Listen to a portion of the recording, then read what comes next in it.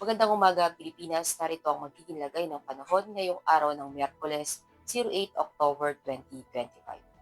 Sa kasalukuyan, meron pa rin po tayong binabantayang bagyo sa labas ng ating Philippine Area of Responsibility.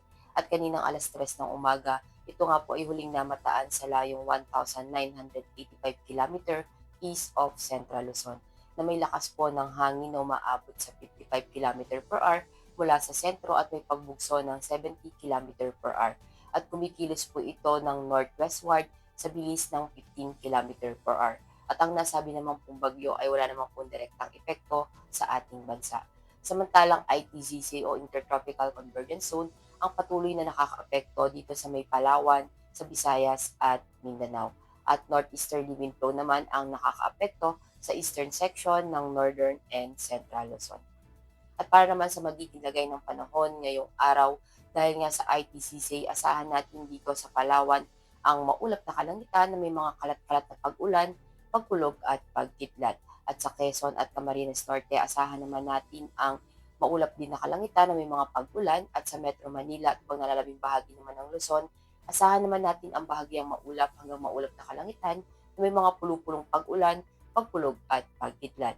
At para sa agwat ng temperatura, sa Kawayan at Philippine Rice, 24 to 33 degrees Celsius; sa Baguio, 17 to 23 degrees Celsius; sa Angeles, 24 to 33 degrees Celsius; sa Metro Manila, 26 to 31 degrees Celsius; sa Lipa, 24 to 33 degrees Celsius; sa Legazpi, 24 to 32 degrees Celsius; sa Puerto Princesa, 24 to 30 degrees Celsius; sa Kalayaan Island, 26 to 30 degrees Celsius.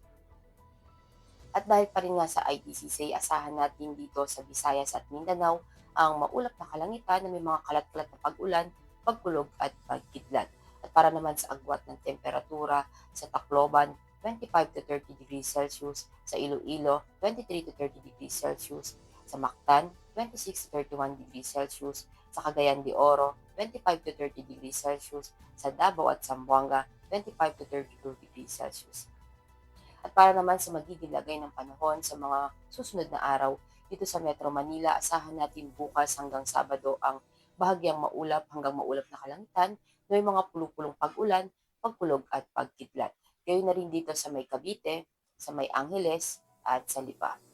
At sa Puerto Princesa, asahan naman natin bukas hanggang Biyernes ang maulap na kalangitan, may mga kalat-kalat na pag-ulan, pagkulog at pagkidlat. At pagsapit ng Sabado, asahan natin ang bahagyang maulap hanggang maulap na kalangitan, may mga pulupulong pag-ulan, pagkulog at pagkidlat.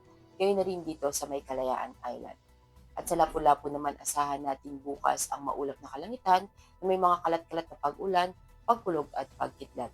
At pagsapit ng Biyernes at Sabado, asahan natin ang bahagyang maulap hanggang maulap na kalangitan na may mga pulupulong pag-ulan, pagkulog at pagkidlat.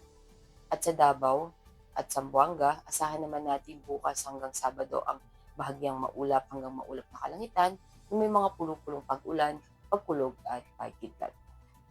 At para sa ating astronomical information, ang araw ay sumikat ng 0546 at lulubog mamayang 1741.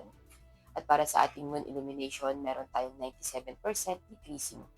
At para manatiling updated sa lagay at taya ng panahon, i-follow lamang ang Air Force Weather Center sa aming mga social media accounts.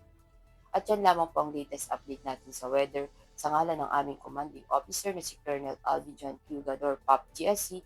Ako si Sergeant Ashley F. de Maculangan, Philippine Air Force, weather forecaster ng Air Force Weather Center.